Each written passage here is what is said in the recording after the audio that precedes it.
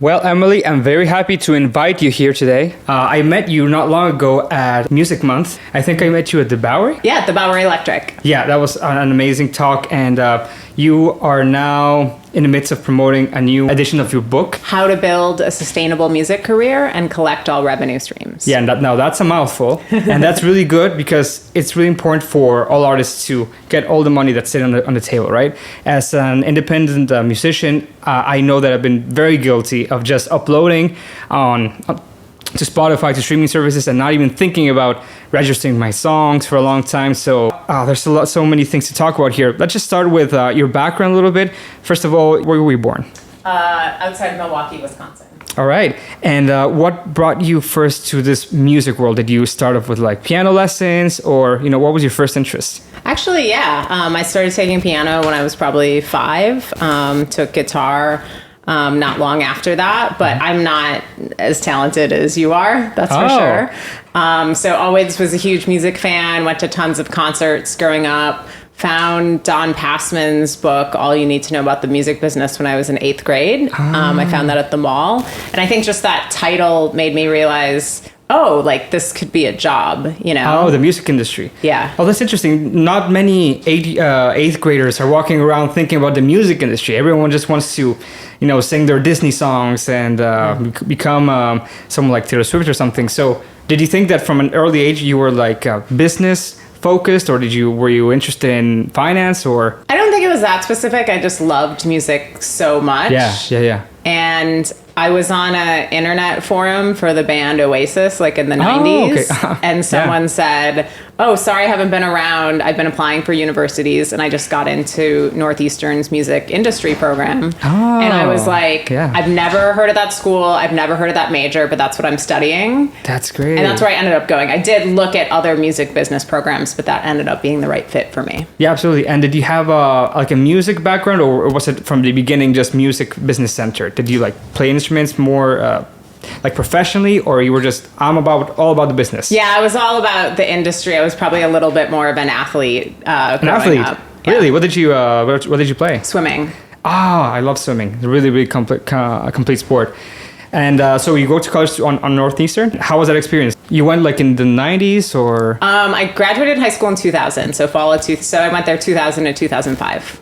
Very exciting time to go to music business. It was right around the time that the internet was really starting to explode, and I remember when the whole LimeWire and Napster stuff was going on. Were you in college while that was happening? So I was a couple years after this, but actually the guy Sean Fanning, who invented Napster, went to Northeastern and created Went to Northeastern, really? Yeah, and created that in his dorm room. No way. I didn't know that. Did you meet him, or did you? No, I think that was probably I don't know. I was in high school when that was happening, so that was late 90s. Yeah, and this happens with a lot of industries, but do you think that what you were taught during your college years has it gone real out of fashion? I know everything has really changed, but do you think you were prepared for all the changes coming after you graduated? Yeah, I felt super prepared. I mean, my entertainment law or music law, I don't know, copyright law professor, David Hurley, he now runs the program, and there are things from his class that I use every day. Yeah. But,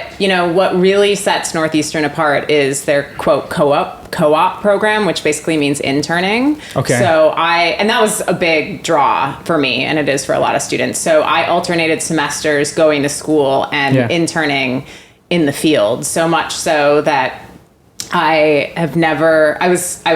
graduated, but I was hired as a senior out of college. I didn't walk. College? Yeah, okay, I didn't great. walk because I was at Coachella starting a 3-continent tour with Nine Inch Nails.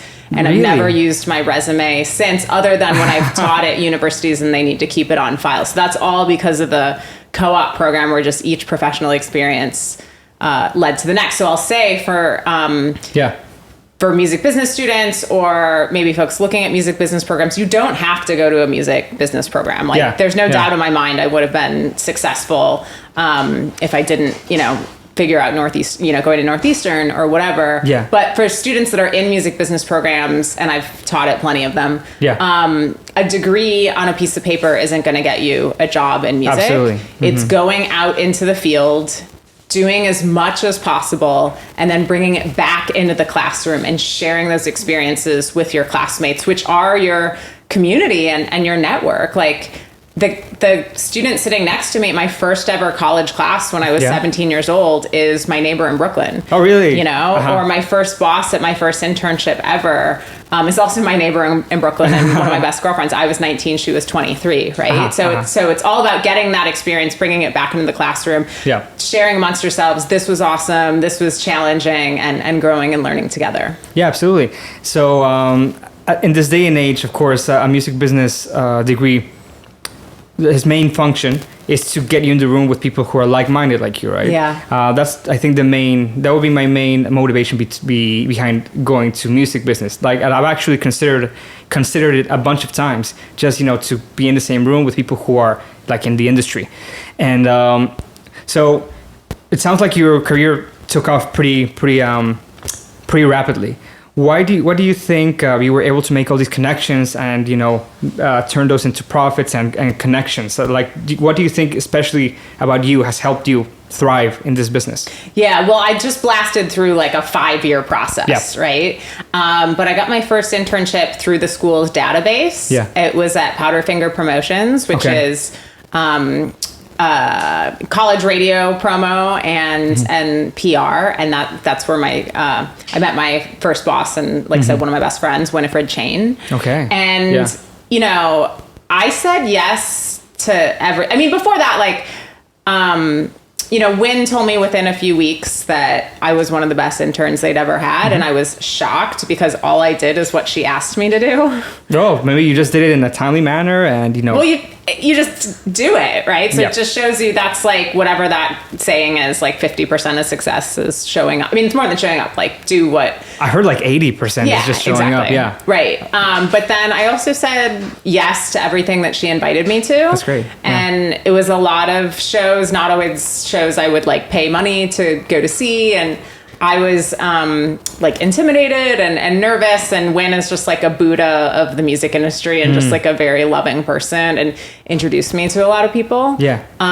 So we were actually on Northeastern was on the quarter system at that time, and we switched to semesters halfway. Yeah.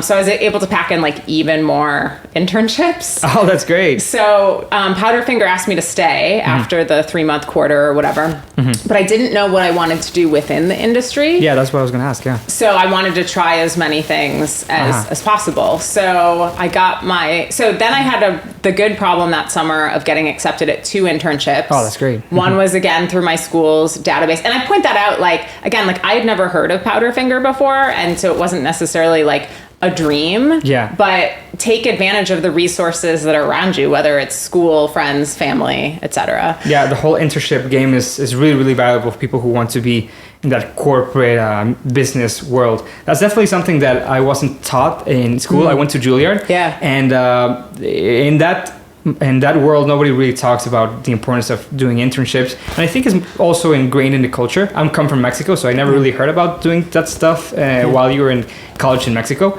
But it seems like it really makes a difference, right? I wanted to ask, so what is you mentioned that you didn't quite know what you wanted to be within the music industry, right? Yeah. And some of the jobs, like being an A&R manager, what are other ones that you considered, and what is the first one you ended up doing? Oh, it's so funny. I was just talking to my dear friend Brian Calhoun today, who also teaches and is a genius in the music industry, and he's like, I'm making a list of 250 different companies to that you could work with in the music industry. So it's not just always kind of the obvious consumer ones that people are thinking of. But I had the good problem of getting accepted at 2 internships that summer. And so I was able to do a couple days a week at an indie label in Boston. And then through a classmate, actually, a couple days a week at a big alternative radio station. Okay. And I'm also the author of a book called Interning 101. That Oh, also has a free podcast. So I go into depth about... I gotta check that one out. That's interesting. Yeah, a lot of these details. But, I would really encourage people to just reach out. Like once an internship or a job is posted, it's often usually spoken for. Sometimes, just legally it needs to be posted. So legally it needs to be posted. Yeah, I was wondering because they must be so competitive. And I know that, I always hear that those type of things are even though they're posted, they're already promised to someone. Yeah. So do you think it's still worth to just try it out? It can't hurt. I actually was speaking to a can't former intern of ours that went to Northeastern, and Yeah. she applied to a music industry job. I think it was at RCA via LinkedIn, and she got it. On LinkedIn, really? Yeah. Ah, but I would okay. say the vast majority of jobs in the music industry are based on relationships. Totally. And I know that can feel super intimidating. Yeah. But that's why I'm encouraging people, just reach out, you know? Absolutely. Like, I started working with a band in college that played my university. Mm-hmm. And I introduced myself at the merch table. I said, I'm studying music industry. Yeah. I intern at WBCN. I write for a local music magazine. Let me know if you ever need help with anything. And they were a local band on the rise. Yeah. And I naively thought, oh, they're doing so well, they don't need help. Now that's naive, because every artist needs help, let alone one that's growing very quickly. And they said, can you come over tomorrow? Really? And that's who Okay. their manager ended up hiring me. You know, when I graduated, I became their tour manager. I was going all over the world with them. That was over the next few years, right? But all because I said, let me know if you ever need help with anything. That wasn't posted anywhere. I didn't apply anywhere. Ah, And same with okay. how I got, you know, my first job after college. We were in Los Angeles, and the band was playing Morning Becomes Eclectic on KCRW. Yeah. And by then they had taken on management, and the band's manager was in the control room with me, and he said, it was like the spring of my senior year, and he said, yeah, and when you graduate, you'll come work for me in New York. No. And that's how I got my first job. In New York. Yeah. And how did you like coming to New York to work in the music industry? I mean, it sounds like an ideal situation for you. I loved it. And again, by then I was tour managing the band. Okay. And an artist pays the tour manager. Yeah. So we worked it out where I would tour manage the band, and then when I wasn't on the road, I would work for their manager, Mike Luba, at Madison House, who had a New York location at the time. So Yeah. it really worked to everyone's benefit, because basically like two entities were paying me part-time, but then that was basically full-time for me. Yeah. And really the Cliffs Notes version of, you know, internships or my experience with this band is to make yourself indispensable. Uh-huh, So, you know, Mike Luba was smart enough and savvy enough to realize that, and I think the band was too, that functioning with me was a lot easier than functioning without me. Absolutely. So much so, I feel like ridiculous saying this, but the band built me into their management contract, saying we'll pay Madison House a higher commission if you hire Emily White. Obviously that was all pre-negotiated, but you know, from Luba's perspective, we never actually talked about this, but it has to be true. The more Emilys you have, the more good day-to-day managers you have, the more artists you can take on at the company. That's really interesting. And making yourself indispensable is key for whatever role you have. Like, it has to be you. That's, you know, Yes. that's the goal. And what were some of the roles that you started with this band, and how did it evolve, and eventually how, you know, did you take the next step in your career? Yeah, for sure. Well, there was a couple internships before I met them. So that Okay. summer I did the two at the indie label and the major rock radio station. And again, there's a lot of color and detail on that, like in interning 101 and on the Yeah. free podcast. But let's see, that winter quarter I interned at, because I loved live music. I interned at what's now Live Nation New England. Yeah. And that was a really like corporate experience. Not that there's anything wrong with that, but Yeah. it's just as important to figure out what you don't want, you know, as much as what you want to do. What does corporate mean to you exactly? Like, and just sitting in an office and crunching numbers? Is that what it means? Definitely just sitting in an office, just kind of, I mean, no offense to anyone there, because all the people were great, but it was just kind of like stiff and boring and just kind of fancy. But not that there's anything wrong with fancy, but through that I got one of my favorite jobs to this day, which was ripping tickets and running the guest list at some of my favorite Ripping venues tickets? in Boston. Really? Yeah, so I got paid like $20 an hour to let my friends in for free and see a bunch of shows. So that was a lot of fun. But yeah, then that following summer, I really wanted to come to New York. I applied for a whole bunch of internships I didn't get. I got one at VH1 Classic, which I quickly learned was a television internship. Doesn't really have anything to do with music. But again, it's good to, you know, learn and get these experiences. One of the most important things it taught me was how to get around New York. Yeah. You know? Where did you live back then? Where did I live back then? Oh, I lived in dorms in Midtown. Oh, good. I always mess up the name of the school, but it's like Mount St. Mary College or something. Yeah. And I don't know if they still do this, but they had discounted housing for interns. That's really good. I also networked within the building, right? Because that's amazing. everyone was an intern. So loved that. And then that fall, I came back to New York. The Dresden Dolls played my school, introduced myself, etc. My whole plan was to move to England. I actually just told this person that to camp outside Marcus, not literally like I told him, but to camp outside Marcus Russell's office, who still manages Oasis until he would let me help with anything. But I got an internship at MTV and VH1 there through my New York internship. Great. And the Dresden Dolls, I was working with the Dresden Dolls by then, and they were like really encouraging. They're like, that's your dream, go do it. You know, we're here when you come back. And they were starting to tour Europe at that time. So I was able to like take like, you know, Ryanair, and if you know what that is, and like EasyJet, all the budget airlines. To go see them in Sweden and Germany. And then I came back, and then it was that. And then we're kind of caught up. That then, you know, Mike Luba took them on for management, and I graduated. And that. Around when did you start thinking about writing a book, and when did you start noticing that some artists needed help with collecting all revenue streams? Yeah, well, I did not set out to be an author. Yeah. At my management company, I wrote what I called the Intern Manifesto because I felt like I was explaining a lot of basics over and over. Yeah. And so I thought, well, if I just put this in a handbook, that'll help them, and then they can work on higher level things, and that's what they want, that's what I want. Great. And I had two really great interns from NYU interning for me. And I said, if I turn this into like a 100-page how-to book for you and your classmates, would that be helpful? And they were like, yes. Yes. It was like unanimous. Like, so that was the first book. And then musicians kept asking to get coffee and pick my brain. I was like, well, why don't I write this down for everyone? It'll save me time. I'll give it for free or whatever, whenever people want to talk. And then if they have questions, they can let me know. Yeah. And they never have questions anymore. I see. And, you know, I really love that because it seems that you started doing it because to help people. Yes. Like there were a lot of questions, and you just like, I'm just going to write this. Yeah. And if it's valuable to you, I can start charging. Or did you ever put it out for free at first, or? No. I mean, I always kept it pretty reasonable. I think it's like Okay. $20 online or something. All right. I can't believe we're here 5 years later still talking about this self-released book, and that I hear Self-released. From, yeah. Oh, okay. And that I hear, well, I guess, it was pretty much self-released. One of my professors helped me put out the first book, but he wasn't really involved in the second one. But now I hear from, you know, hip hop artists in Africa, and a heavy metal manager in Saudi Arabia, and and then I'm just about done with the second edition, and then that'll be out with Hal Leonard. I'd love for it to be out by the end of the year, but it'll probably be January. Yeah, I think everyone who is interested in releasing their own music should definitely pre-order and get it when it's available. And I already did, of course. And so when you started doing this, what were the main questions that those artists that wanted to pick your brain were asking?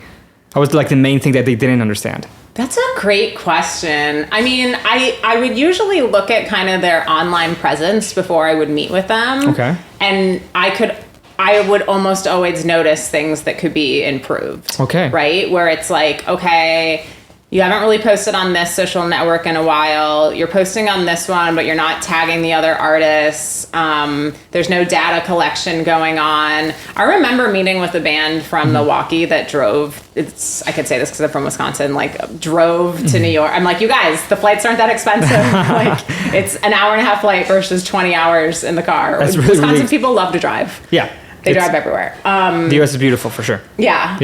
That's one way to look at it. But I remember going over all this stuff and meeting for like an hour, and in my head being, because I really wanted to make, like, I didn't know they drove from Wisconsin until we sat down. So I wanted to make sure like this was like worth their time. Yeah. Right. And so after an hour, I was like, okay, like, was that helpful? They're like, we have so much to do, you know? So, I kind of customize it to each artist, but there's it just feels like there's always a lack of consistency in the online efforts, like that can be improved. Data collection can always be improved. Okay, And then if we can get it specific, can we start talking about what are your recommendations on what are the best platforms to post on? Like, and I'm sure it varies based on the personality of the band or the artist. What are your thoughts? Like, everyone should post on TikTok, for example, or what are your thoughts? I think artists should just post on the social media platforms that they're most comfortable doing so. Like, I'm not necessarily an artist, but like I'm not on TikTok.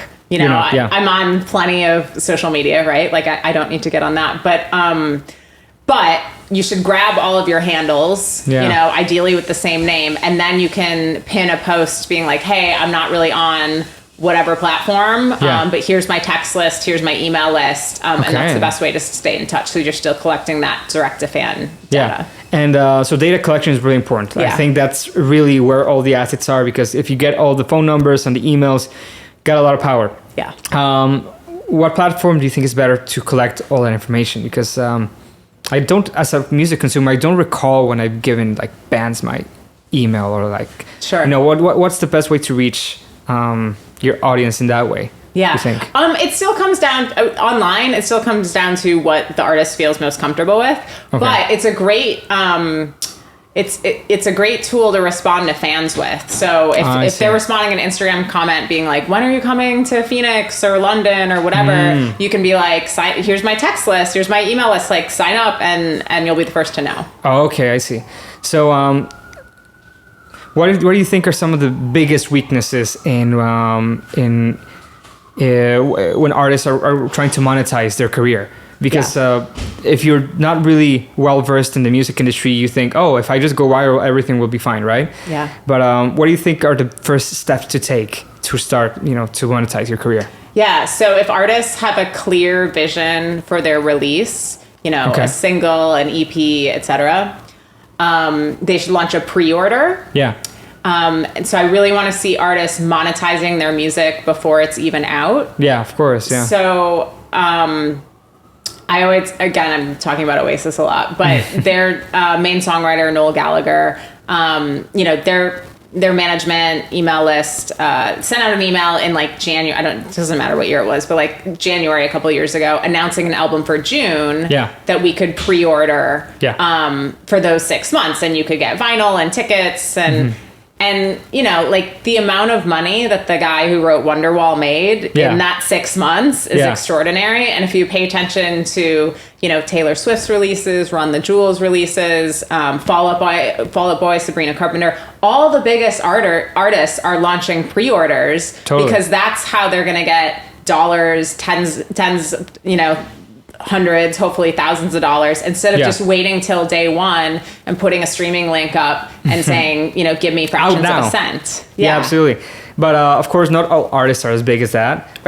Do you think an artist should really focus on getting streaming numbers up before doing all that? Because if you're an unknown and you're trying to get people to buy your song on Bandcamp or whatever, you know, probably not gonna get a lot of sales, and a lot of people are gonna may think even, that's a lot of effort, and I know it's not gonna get a big return. So before you are in that position, what do you think would be a good idea to start? Like just getting numbers up, or no? That's not good. That's not because we all have to start somewhere. You know.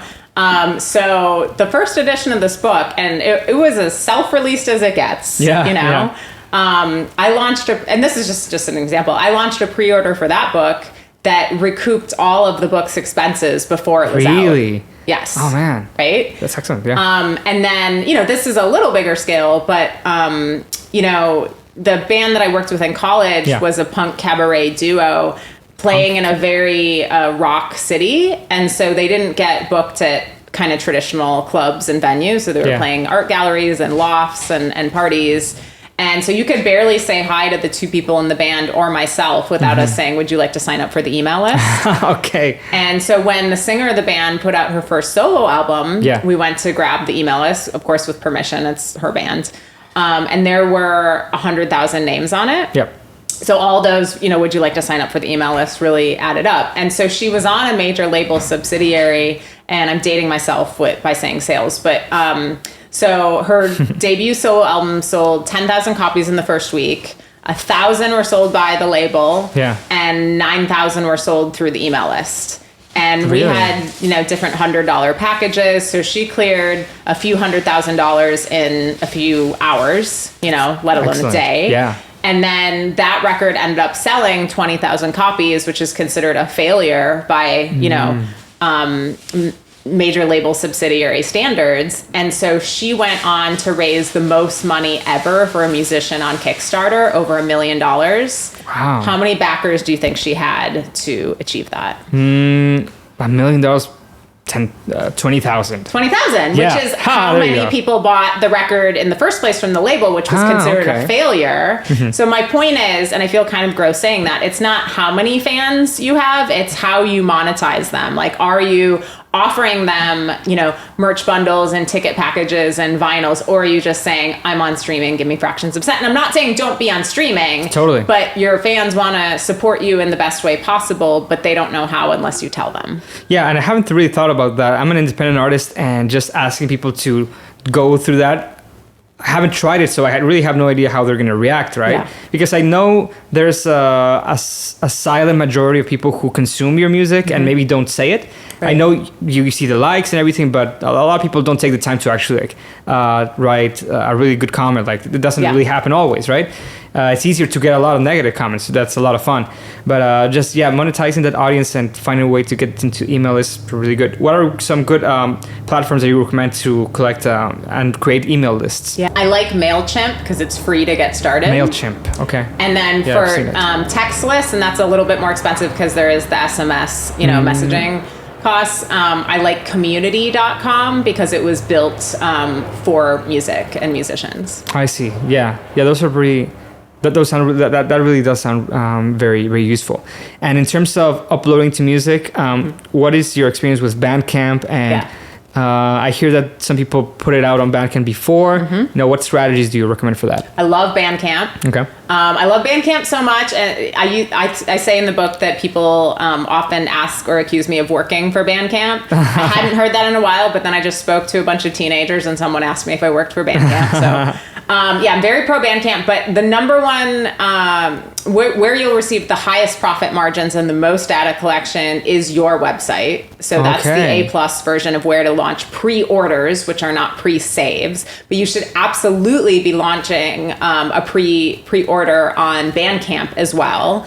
So when your release is finally out, again, totally be on streaming, but it's like, what are you communicating to the audience? I would say on day one, my music is out on my website. You can get bundles, posters, etc. This is the best way to help me. Like, please spread the word. On day two, you can say, I'm also on Bandcamp, right? That's where you get the second. I mean, you don't need to say this in your post, but like, that's where you get the second highest profit margins. Okay. And more often than not, collect fan contact information. Sure. And then that whole 72 hours after release, that on day 3, then you can share your Spotify link or streaming platform of choice. But Absolutely. Give your fans an opportunity to support you in the best way possible. That's excellent. And once the music is out, what are your recommendations on how to promote it? Should they, after it's out, should they focus on getting streaming up, or collecting even more emails? Like, what is a good strategy in this day and age? I would say all of the above. All of the above. This is honestly not a shameless plug, but Brian Calhoun, who I keep talking about, he's also the CMO of our nonprofit, is the most impressive person I've ever worked with in the music industry, which I don't say lightly. And I just recorded a podcast episode with him that will be out tonight. And if it's not out tonight, it'll be out next week. It'll be out by the time this comes out for sure. Excellent. So, and he also has an incredible book and is working on the 3rd edition called The Music Business Toolbox. Yeah. So I reference that in my book, right? I'm like, if you want the deep dive, check out Brian's work. But there's a variety of ways, you can promote yourself. Start with social media. Yeah. That's free. Use it as data collection. I go into detail in my book about, how to most effectively book a local show. Yeah. Like I said, I was a global tour manager. you can, start reaching out to journalists, to bloggers, start building your own database for that. You could do radio campaigns if that's of interest. Radio campaigns. What are those like? Well, it depends on your style of music. Yeah. Like my background is in indie rock and singer-songwriters. So those companies are going to be like Powderfinger, like I mentioned before, The Syndicate, Terror Bird Radio. They also do some and Planetary Group, and they also do some AAA radio promotion, which I always forget what that stands for, but it's like adult, alternative, something else. You can look up the AAA radio format in the US. You can also submit to NPR's Tiny Desk concert. That's great. That's great. Yeah, anyone can do that. There's incredible independent hip hop radio promoters who also have major label backgrounds. Like Lamont Hayes worked on, a bunch of our shows last year. So I'm trying to give you like because my marketing chapter is called How to Market with or Without a Budget. Okay. And I've made a few podcast episodes talking about that. So I'm trying to give you like the free and cheap options. But Brian is really a genius at Meta and Instagram ads. Yeah. What do you think of? I use those a lot, and I really like them. I've had gotten a lot of fans through those. How much do you think one should invest in that? Like 50% of the budget of the song, or a little more? What is your recommendation? That's a great question. I guess it would like what are your goals with the song? Let's say that's even a better question, because when you have a song out, you just, in my case, I would just want as many people to hear it as possible, right? In my case, I do other stuff within the music industry. I'm also a classical composer, and it's a whole different world, right? But whenever I put out a song, I just want as many people to listen to it. And since I'm not like a singer, I'm not like going out to sing in concerts, I just want some attention, and I just want people to, create content with it and to interact with it and really engage with the music in that way. So what would you recommend for someone like me? Well, actually, I'm going to back up for a second. Yeah. So I talk about this in the second edition. What are you doing for Sync? Sync is very important to me, and I have a deal with someone who's helping me put the music out there and put it on TV shows and stuff like that. Amazing. If you don't mind sharing, do you know if that deal is exclusive or non-exclusive? It's non-exclusive. Okay, cool. So stick with that for sure. Even if it's non-exclusive, I talk about that in the book.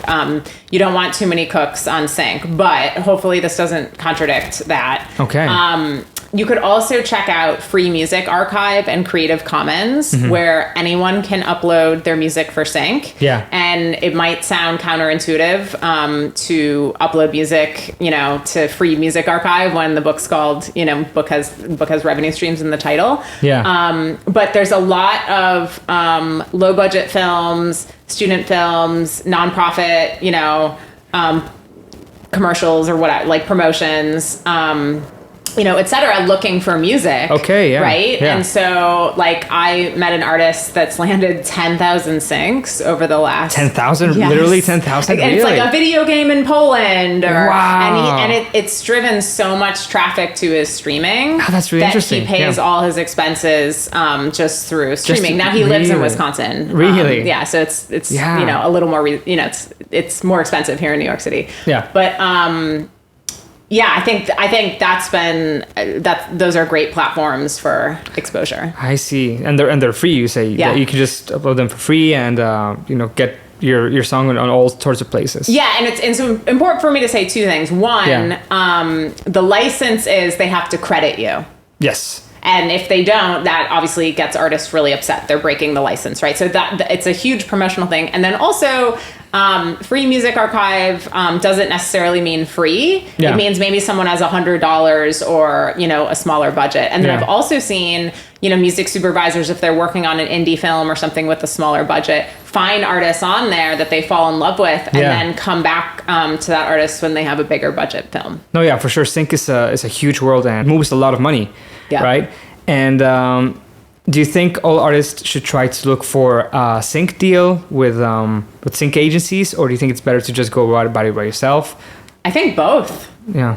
And look, like I've worked with artists that people have never heard of that crush on sync. Oh, really? I've worked with artists that people have totally heard of that land very few syncs, right? So in my opinion, it's not always going to be the right fit for everyone. You know, sync is short for synchronization. Totally. So, you know, like a big band that I worked with, they were with Bank Robber, which is an amazing sync company. Yeah. And Bank Robber would be like, music supervisors love them. They want to be on the guest list, but the music stands out too much. It doesn't fit to picture. And as you know, the majority of syncs are instrumental. Yeah. So I would say, like, don't be offended if, you know, if you're not like a super syncable artist. But then I did a really deep dive podcast episode with my friend Lauren Ross, who founded the sync department at Terrorbird and at Kill Rock Stars. She is such a genius when it comes to sync. And she's like, no, like, you know, post-hardcore feminist metal or what, I'm just like making up like genres, but she's like, no, we can definitely find a placement for that, but we're not all Lauren Ross. Yeah, you know? yeah. It's definitely a relationships game, and if they find the right project, it mostly depends on, you know, if they know someone who has a project, you know, it helps to know lots of projects. And I'm actually really excited about this whole sync thing. I think it could be really good for me. And actually, I kind of wanted to ask you, I'm starting a new project where I'm remixing some classical music tunes, like really like the most famous, like for release, like Beethoven pieces, and putting them into Latin genres. Cool. So I haven't really given this much thought, but do you think that'd be really syncable? Is it too weird to be syncable? Like, I mean, I'm not a sync expert. I just think that sounds awesome. Yeah, I think it's pretty cool too. I really enjoy doing it. Yeah. But as an artist, sometimes when you're thinking about sync, you are thinking about, do I stand out too much? Do I use a lot of swear words? And I think no artist should really be thinking about syncing, right? Yeah. But some artists do write for sync libraries. Yeah. And there's a lot of money to be made there. Absolutely. Right? And can you tell me a little bit about the structure of the book? Sure. What is it? What are the points that you address? Yeah. So it covers the entire, what I call modern music industry. I guess I can just start saying music industry. Yeah. From recording to release. Okay. Or creation to execution. Yeah. While ensuring artists aren't missing a single revenue stream along the way. Absolutely. So what are the steps? Like, I'm an artist, I write a song. The first thing is to, you know, get with a PRO, or what would be the best step? I bet I have the chapters memorized. Yeah, I've certainly read the edit of the second edition enough times. Okay. So the first step is get your art together. Okay. So making art and music that's true to your heart, your soul, your spirit. That's what's authentically going to connect with people, or at least does in my experience. Music sounds good. Yes. That's the first step. Yeah. Yeah. Too many people skip to, you know, marketing and whatever, right? And then they'll say to me like, oh, but I need to work on my vocals, or I need a new drummer. And it's like, well, get your art together, right? That could take years. I'm not saying that's easy. Yeah. You know, but when you force that part, then the rest of the stuff isn't going to work. Yeah, of course. So that's the first step. The second is pre-recording marketing foundation. So that's setting up your text list, your email list. You know, I don't usually have to tell artists this next part, but if you've created a new band group moniker, you know, getting your social media handles in place, and then launching your pre-order if you have a vision for your release, like we talked about. Now, if you don't have a vision for your release and you're hitting, you know, the studio, your home studio, I would recommend launching a Patreon, you know, which is kind of like an online fan club where you also collect fan contact information and say, hey, you know, I'm beginning, you know, to record. I want to bring you guys along for this journey. And that way you can, again, I feel gross saying this, but that way you can monetize that relationship as you go, and then launch a pre-order when you're ready, you know, and you should absolutely launch a Patreon, you know, if you have a clear vision for your release and you're launching a pre-order, launch a Patreon maybe after the release saying, hey, I'm hitting the road, or, you know, or I'm going to, whatever you want to do, right? Yeah. Post demos, post live recordings, whatever you're comfortable with.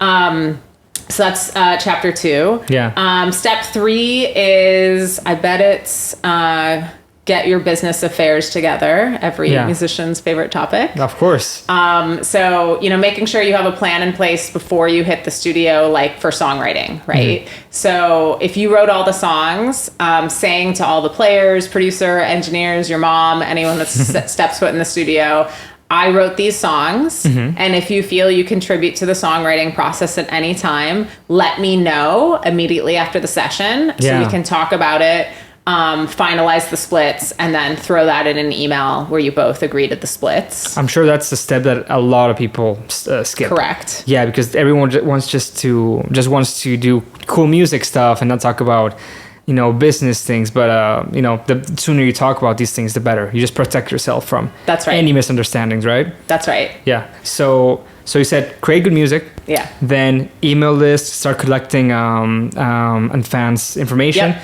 and then business things, and then launching, or what will come next? Do you think? Well, and again, like make sure you have a deal in place with your producer, Oh, yeah. work for hires with them, work for hires with, any players that say you own the recording, they Gotcha, didn't gotcha. contribute to the songwriting. You can get those on Cosigned, SYND.com Yeah. for very reasonable rates, or sorry to my friends at Cosigned. I'm sure you can find a free work for hire on the internet, but it's really, really important Yeah. that anyone that sets foot in the studio signs that. I would also recommend when you're paying, players, engineers, etc., paying them half, and then saying, "I'll pay you the balance when I get the signed work for hire that's good. back." That's smart. And then the files and instrumentals, right, for sync from the producer, stems, all that good stuff. And even though instrumentals are really standard, I amazingly see producers still forget that all the time. So just make sure you ask for that. Yeah. What if you recorded your songs and everything, you forgot to do that? How do you recommend you bring that subject back up? Like, hey, I know that we recorded. Can you sing this? What would your recommendation be for that? Just ask when you think about it. Oh, okay. Yeah. Okay. But the way I described it is going to help obviously motivate them and incentivize them Totally. to get it done, so they get their balance payment. Mm-hmm. So chapter 4 is how to record with or without a budget. You all are usually more experts on that than I am. Although I wrote that chapter with my friend Bobby Lord, who's a great musician and producer, and I definitely have learned a lot Totally. through that. Chapter 5 is music publishing isn't scary or confusing, No, plus no. how to land a sync placement. Also, music publishing is the number one missing revenue stream I see in artists. Music publishing, Yeah. having the artist create their publishing company through BMI or ASCAP. Is that it? That's why they're missing money. So, so the first step is, which you just said, you have to sign up with a performing rights organization. Yep. So I really like ASCAP in the US because it's Okay. free to get started. Totally, yeah. Are you with a Mexican PRO? Or are I'm you actually with BMI. Okay. I used to be with a Mexican one, but since I moved here 7 Yeah. years ago, I decided to switch to BMI. Since I have a lot of performances in the US, it just made a lot more sense to Yeah. me. Does it change really that much from country to country? No. Not much. No. Okay. So fine. There's usually one PRO in each country. We have a few in the United States. Yeah. There's really no difference. So just Oh, you think so? Oh, yeah, okay. in the US. So just pick one. I just Okay. recommend ASCAP if people are getting started because it's free, right? But otherwise, there's no difference really between ASCAP and BMI. Yeah. So that's really, really important. And if you don't register your songs within 2.5 years of release, you never get that money. Yeah, So go absolutely. do it. But this is the part that's missing. If you are just signed up for a PRO and not collecting on your music publishing in any other way, Yeah. you're missing money. Totally. If your yeah. music's getting streamed, which whose isn't, right? Yeah. Streamed, covered, sold, etc. Because PROs are just for performing rights, That's live performance. Yes. Okay. Yeah, or when it's played in a coffee shop or Oh, is that part of it? Yep. Oh, interesting. It I thought absolutely is I part of thought it. it was really just live, musicians. No. Okay. Okay, didn't know Yeah, that. pretty much anytime it's a public performance license. But okay. also people don't have to remember that. I just care about being able to clearly define music publishing, which I'll do in a way that you can tell other musicians. Yeah. And then collecting all the money that's owed to it. Okay. Owed to you. So if you want to go read a whole book about publishing, not you, but feel free, right? Yeah, but yeah. those are that's one of my goals is for artists to understand that. So there's two main rights in music: recording and songwriting. Recording. Okay. Okay. So when you land a sync placement, Yeah. if you get paid $1,000, $500 is going to go to the recording, $500 is going to go to the songwriting. Okay. Okay. Most people know what a record company's job in theory is for the recording. It's to push and promote that recording. Okay. And collect all the money that's owed for the recording. Yep. Right. That's all music publishing is for your songwriting. Okay. Okay. So it's nothing to freak out about, nothing to run to the hills. There's hills, green hills behind you. Okay. Good catch. Yes. Yeah, so writing and recording. Yes. So that's what music publishing is. Yes. And then if you are just signed up for your performing rights organization and you're not collecting on your music and collecting on your music publishing in any other way, you are missing money. Like I said, if your music Sure. is being, streamed, covered, sold, etc. So how you get that is you can sign up with Centric or Songtrust. Yeah. Or do what's called an admin deal with a publishing company. That's going to be roughly 85% in your favor, and you own the rights. They'll receive a 15% commission. And Centric and Songtrust terms are similar. I think Centric is 80-20. Songtrust is 85-15 in your favor, but there's like a $100 fee. I actually just signed up with Songtrust. I Nice. think after hearing your Okay, talk. great. Yeah. Amazing. So one step in the right direction. That's right. Yeah. And then there's co-publishing deals where you would give up a portion or all of your copyrights. I only recommend that if you're getting a life-changing advance. But for the vast majority of artists, Songtrust is perfect. Centric is perfect.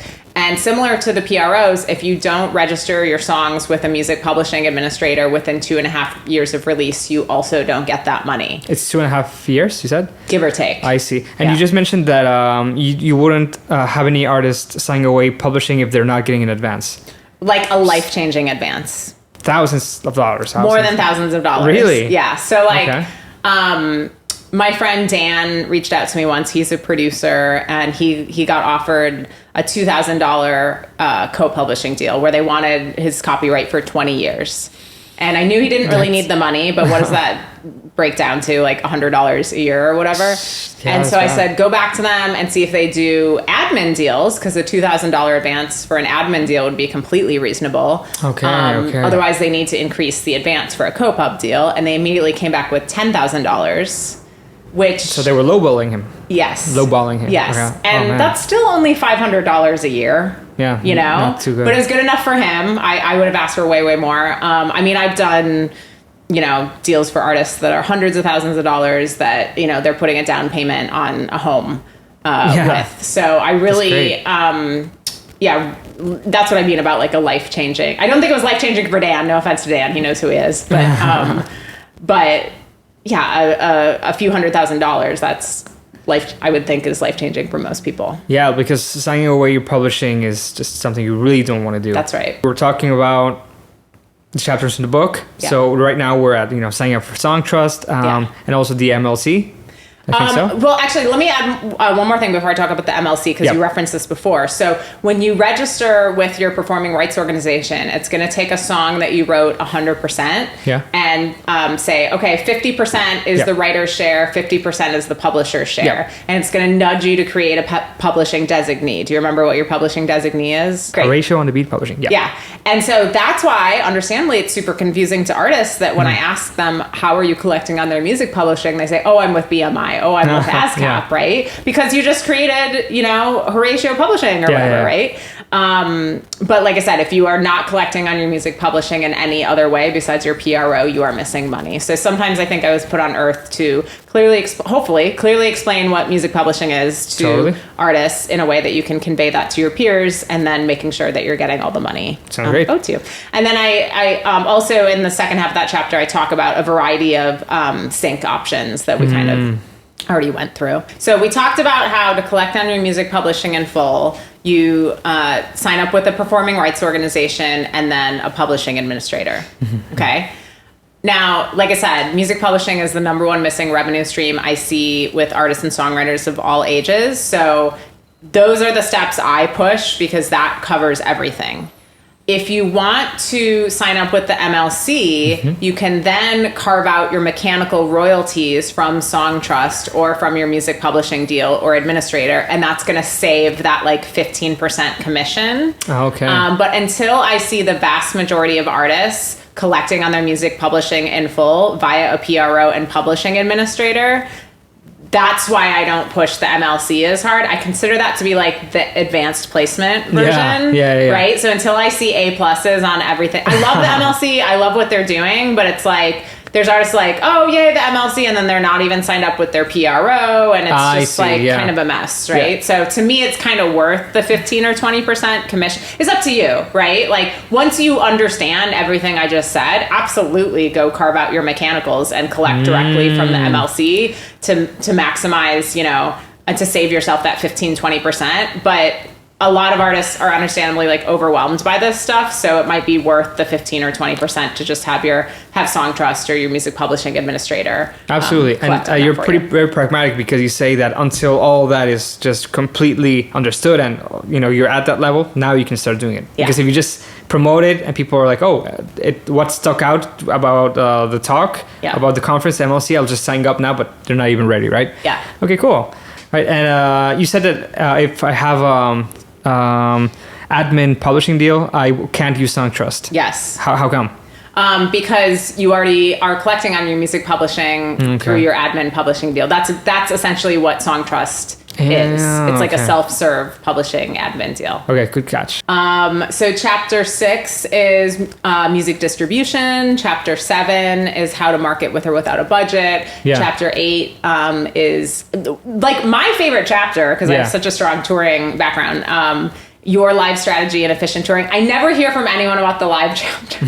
Maybe because the book came out during the pandemic. Yeah, of course. Chapter 9 is merch reconnaissance. Chapter 10 is revenue stream checklist, where I also have a free Google spreadsheet where you can plug in all your revenue streams. And that's good. That's so useful. I love that. To show if anything is missing, but then also project what you'll make monthly and annually to help you plan accordingly, to make this feel like a job, hopefully like in a good way. Yeah, that's such a gem. Thank you for including that. Cool. Can't wait to get my hands on that. Cool. When I first put it together, I was like, oh my God, is anyone going to do this spreadsheet? And then musicians were like, I'm using the spreadsheet. I'm like, okay, awesome. That's great. That's great. Chapter 11 is repeat and grow. So starting to think about when you're ripe and ready to record again and starting the process again. And then the last chapter is, when do I need an attorney, manager, and or business manager, defining an artist traditional team. And I have that last because there's so much you can do on your own to meet people, to build yourself up, right? And to give yourself more leverage when you are negotiating with team members. Can you talk about that last part? Like, when do you need a manager and a lawyer? What are the first selling points that you need to get like more professional? Yeah, I think in the first edition, I call that chapter, when do I need an attorney, etc. Yeah. I think maybe I use the word manager first in the second edition, but I had attorney first in the first edition because I was meeting artists like at conferences that were like, this is my attorney. And I'm thinking, and you're paying them $500 an hour to be there, So you only need a music attorney, not your, family, friends, real estate attorney or whatever.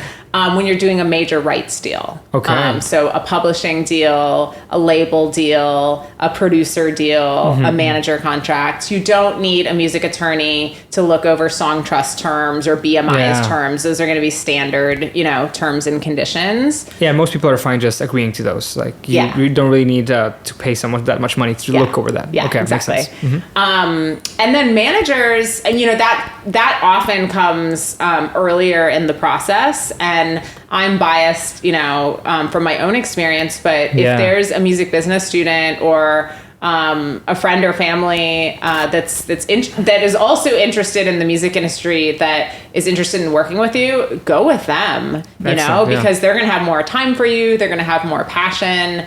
A lot of times musicians, in my experience, have an idea in their mind of what their manager is going to be like and do for them. And that's a difficult stereotype to live up to. But and the difference between, what I described, a music business student or a friend or family member that's also interested in a professional path in the music industry is different from like a sycophant that's just obsessed with you. And that can be really challenging for artists to see past, right? Because it's just like, oh my gosh, like this person wants to work 24/7 on my music. Like they're super into what I'm doing. Amazing. But when they're obsessed with you and not on a professional path, they might yell and scream at people, and on your behalf and think that's the right thing to do. Or I've just always seen that go south. And so what the band I worked for in college told me was they had received offers from fans to help before, but I had introduced myself in a professional manner by saying that I'm studying music industry. I intern here and there. They could see that I was on a professional path. So I was just being myself, but they said that really stood out from, and I was a fan too, but like just it stood out from like just a fan offering to help. Like you're someone seriously pursuing a career in that. But it started up, I was also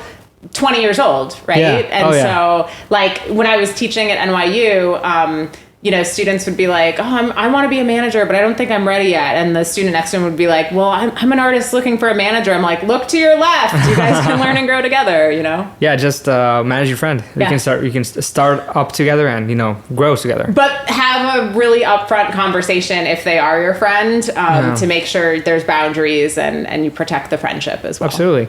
And what can you tell me about if you're an artist and you're doing well and you're approached by a record label? What are, you know, some of the important things to look out for? Definitely get a music attorney. Yeah. They're going to be able to give you feedback on the agreement. They might be able to get another label or two interested because then you have some leverage, even if you're really excited about, understandably, about the people that have kind of been courting you. Yeah. Because at first you don't have much leverage, or maybe you don't even realize you do. Yeah. Right? Mm-hmm. You know, I'll quote the great Don Passman, who was on my podcast, talking about you want the deal to be as short as possible, right? Both in terms of like length of the deal as far as time, and then you know, how much music you're giving them. In an ideal world, you know, you own your rights, right? And you're licensing the music to them. That is more common with indie labels, but there's plenty of indie labels that you heard of that absolutely buy artists' recordings, you know, and that's like non-negotiable. Yeah.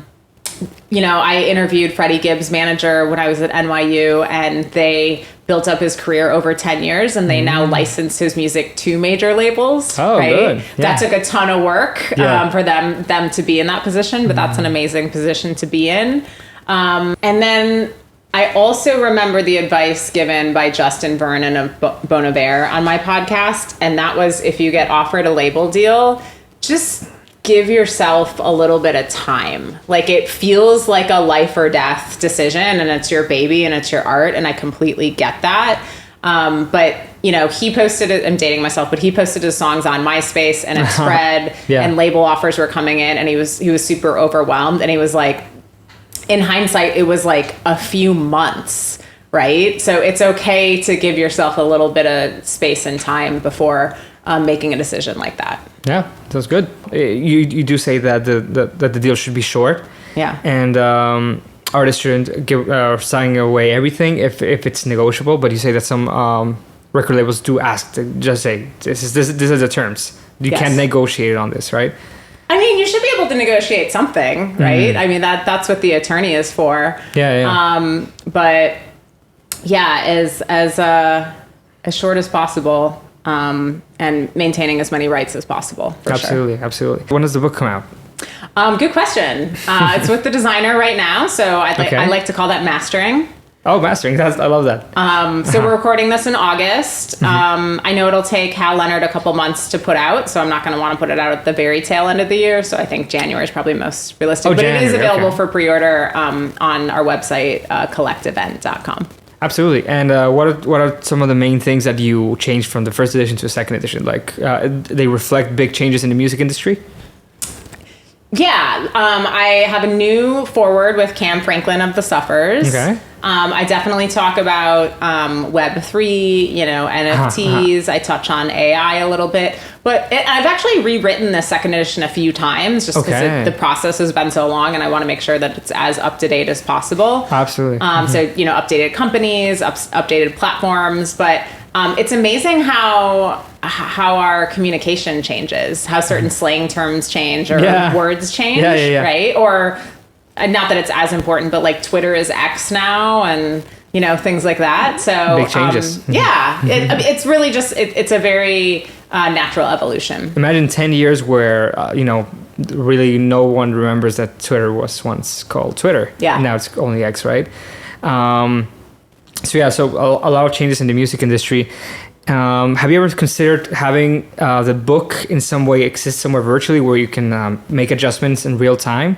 Because Yes. books, go out of date pretty quickly when it comes to things social, right? Yeah. Ever thought about that? Well, that's what I love the podcast for. Okay. We're always super up to date on that. But for any AI people out there, Yeah. I know that's a controversial phrase in music, but I want to make an automated version of the book. An automated version of the book. Yeah. That's really forward thinking. That's Thank cool. you. That's cool. Very innovative. What would that mean for you? Like just live changes happening? I wanted to do it all for you. That's a really big ambition. Thanks. Ah, interesting. What have you thought about that? Like, are you like considering it really seriously, or where are you in Yes. that process? Like, Very early in the process. Very early. That's why I'm looking at the camera. If anyone wants to reach out about that. Yeah, I reached out to like a leading AI expert in music. She was a little too busy. She's like, I could put you in touch with some VCs. I'm like, I kind of want to put it on the blockchain. Like I On just the wanna help- blockchain, yeah. really? Oh, man. I want to help as many people as possible. that's interesting. Yeah. But very early days, and I don't even know if the technology. Obviously, I don't think the technology is there to like register your songs on BMI for you. So some of them might be nudges. Yeah. Right. Yeah. But like a lot of the stuff we're explaining are hangovers from the 20th century. Yeah. And Yeah, so yeah. I was moderating a panel in Miami, and there was a musician in the back of the room, and I know I was explaining stuff clearly, and he was just like so frustrated, and I don't blame him. We're just like, okay, I have to sign up for BMI, I have to sign up for Songtrust, I have to sign up for Sound Exchange, blah, blah, blah. And he just was really overwhelmed, and I totally don't blame him. It's a lot of things. It's a lot of things. Like, if you really haven't thought about this before, like, there's like a whole book detailing all the things you have to do. yeah. Oh man, it really is a lot. It can be overwhelming. So wouldn't it be amazing if AI could do that for you? if you have some sort of virtual assistant who does it, yeah. Yes. Yeah. Or at least double check your BMI account to be like, oh, there's a typo or you're missing a song or something, I'd love to see that happen. And Thanks. Me too. You heard it first here in Fair Podcast, of course, right? Hopefully. So, well, thank you so much for coming in. I really enjoyed when we talked with you, and I can't wait to read the book. Thank you. And what are the best ways to get in touch with you personally or with your podcast? Like, what are your socials? Sure. I'm at EM Wizzle on most social media. Oh, okay, got you. And where can we follow your podcast? It's wherever you get podcasts. There you go. Well, thank you so much for taking the time. Again, thank you. I really appreciate the talk, and can't wait to have you back when the virtual AI assistant is on and is ready to take over your My music pleasure. industry needs. Well, thank you so much, Emily. Thank you so much for having me. Yep.